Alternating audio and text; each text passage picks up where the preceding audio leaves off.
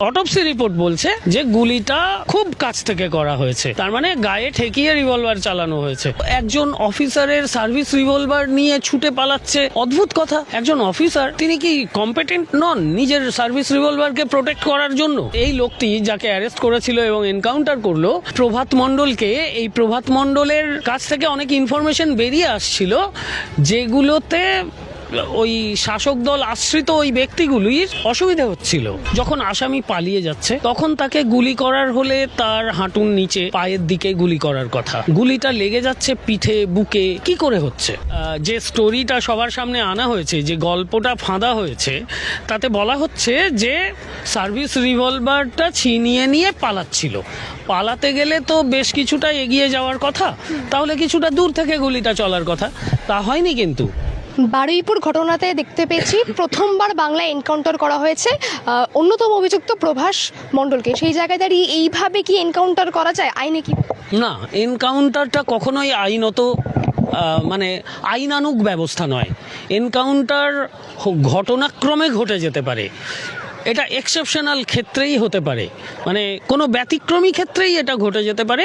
এবং যখনই ব্যতিক্রম এই ধরনের ঘটনা ঘটবে তখনই মানে এই এনকাউন্টার, যে এনকাউন্টারটাকে আপনি উল্লেখ করবেন, সেই এনকাউন্টারের এগেনস্টে একটা মামলা ফাইল হবে এবং তার ডিটেল একটা ইনভেস্টিগেশন হবে যে যারা ওই এনকাউন্টারে ইনভলভ ছিল তারা সত্যি কথা বলছে কি না, বা কেন এইভাবে গুলি করতে হলো, বা কেন গুলিটা চললো, এটার একটা ইনভেস্টিগেশন হয়।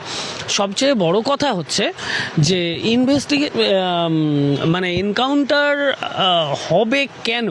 প্রথম কথা হচ্ছে, কেউ যখন আসামি পালিয়ে যাচ্ছে তখন তাকে গুলি করার হলে তার হাঁটুর নিচে পায়ের দিকে গুলি করার কথা। গুলিটা লেগে যাচ্ছে পিঠে, বুকে, কি করে হচ্ছে? এইটা একটা ঘটনা। 2 নম্বর ঘটনা হচ্ছে যে গুলি চালিয়ে দিল, একজন অফিসারের সার্ভিস রিভলভার নিয়ে ছুটে পালাচ্ছে, অদ্ভুত কথা। একজন অফিসার, তিনি কি কম্পিটেন্ট নন নিজের সার্ভিস রিভলভারকে প্রোটেক্ট করার জন্য? তাহলে তো তার এগেনস্টে এটা একটা বড় মানে অভিযোগ যে সে তার নিজের সার্ভিস রিভলভার প্রোটেক্ট করতে পারে না। তাহলে সে ওই পোস্টটা হোল্ড করতে পারে কি? তার ওই পোস্টে থাকার রাইটই নেই, তার কাছে রিভলভার থাকার কথাই না। প্রথম কথা। দ্বিতীয় কথা, আজকেই আমি খবরটা দেখলাম যে অটোপসি করার আগে যে এক্স-রে হয়, সেই এক্স-রেতে এই প্রভাস মণ্ডল, ওর বডির ভেতরে কোনো বুলেট ঢুকে নেই, অর্থাৎ বুলেট ঢুকে বেরিয়ে গেছে